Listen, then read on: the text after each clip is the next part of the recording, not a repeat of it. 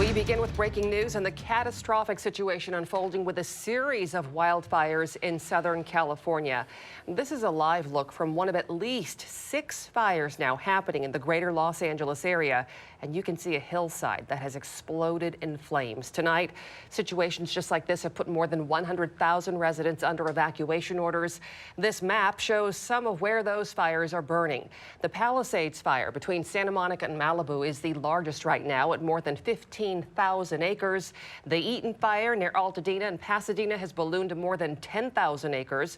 The much smaller Hearst, Woodley, and Lydia fires have burned less than 600 acres combined. And we are now entering night 2. The fires have killed at least 5 people, injured hundreds more, and destroyed at least 1,500 structures, many of those homes and businesses.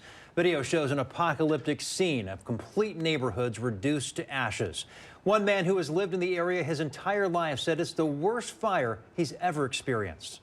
Home is family, but this hurts, and it hurts seeing the scale of it. I've lived here in the LA area my whole life, 32 years. It's never been this bad. The fires have been fueled by hurricane-force Santa Ana wind gusts, which kept firefighting tankers grounded due to safety concerns. The peak gusts eased enough this afternoon, though, to allow tankers to drop fire retardant, as you can see here on the flames. Today, President Joe Biden was briefed on the fires from Governor Gavin Newsom and other state officials. The president has already approved a major disaster declaration to clear the way for federal assistance with the fires. We're prepared to do anything and everything as long as it takes to contain these fires and help reconstruct and make sure that we get back to normal. It's going to be a hell of a long way. The president also said he has directed the Pentagon to deploy more personnel and equipment to help firefighters. We're also tracking air quality across the Los Angeles area tonight. It has hit hazardous levels because of all the smoke from the wildfires. According to the Environmental Protection Agency's Air Quality Index, a reading of 300 or higher qualifies as an emergency level, meaning all people are at risk if they breathe that air in. Some areas closest to the flames had readings near 500 today. People in those locations have been urged to stay indoors with the windows indoors closed. Let's turn now to meteorologist Shannon O'Donnell for some perspective of the ferocity of the winds there in Southern California. Shannon, any relief in sight?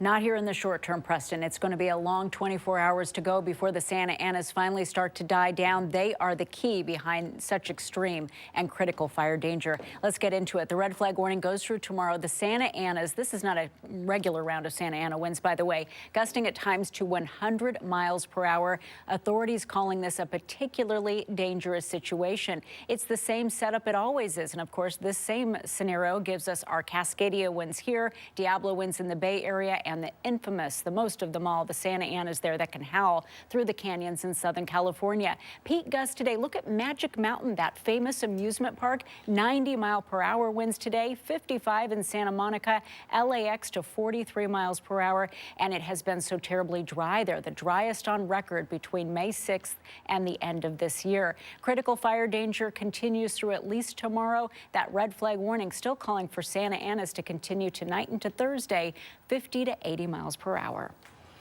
Some Washington wildland firefighters are en route to Southern California answering their desperate call for help. Let's get right to KOMO's Michelle Esteban, who has more on the resources and the assistance now on the way. Michelle? Well, hi there, Mary. I can tell you Washington definitely answering the call. As you mentioned, we've got some wildland firefighters on the road right now. I can tell you 2 strike teams from the Department of Natural Resources committed to that area as well. And then fire departments around the region here could be called upon to backfill some of those fire departments in and around LA. But the critical need here right now is for those wildland firefighters. And I can tell you that is because these winds are just so relentless and making this fire absolutely fearsome. Again, those firefighters are paramount that do the wildland fires because they are trained specifically to cut fire lines. They use a fire shelter. They are what Southern California needs most, very specialized. Our state divides those firefighters into zones. They've been meeting all day working on manifests. We know the Tulalip Bay Fire Department sent a crew. Same goes for Snohomish Regional Fire and Rescue. They're on the road. Eastside Fire and Rescue working on their plan. In addition to wildland firefighters, the state also sending in resources to help the U.S. Forest Service. The Washington Department of Natural Resources is going to provide 35 personnel members and 10 engines. And we've got a strike team here in Washington, which is called the Washington Task Force 1. They are made up of FEMA urban search and rescue teams, and they are standing by. Like I said, there's only 28 nationwide. Of course, we want to go do stuff. I mean, that's our reason for being on the team, is to be able to go and do. And we do at the request of the local agencies. We are a supporting effort.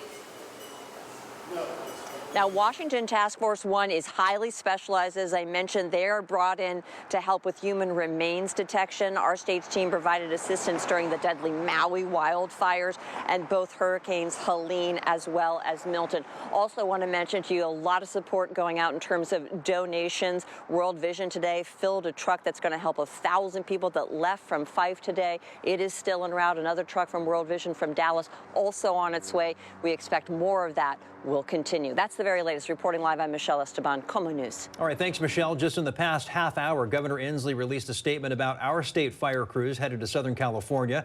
It reads in part, as wildfires ravage parts of Southern California, our thoughts are with those affected by the devastating disaster. The destruction has been immense, and the brave men and women on the front lines are putting their lives at risk to protect communities and save lives. And Preston, that help can't come soon enough. From the live desk tonight, CAL FIRE reporting 0% containment for the two biggest fires there. Officials pleading with residents under evacuation orders to leave the area now. At this hour, new video showing some of the fire retardant being dropped over Pacific Palisades. KABC's Josh Haskell, who grew up there, estimates that nearly 50 to 75% of that area is now gone. He adds that the estimate is not an exaggeration. Several longtime restaurants, including the Real Inn on PCH, have already been confirmed as destroyed.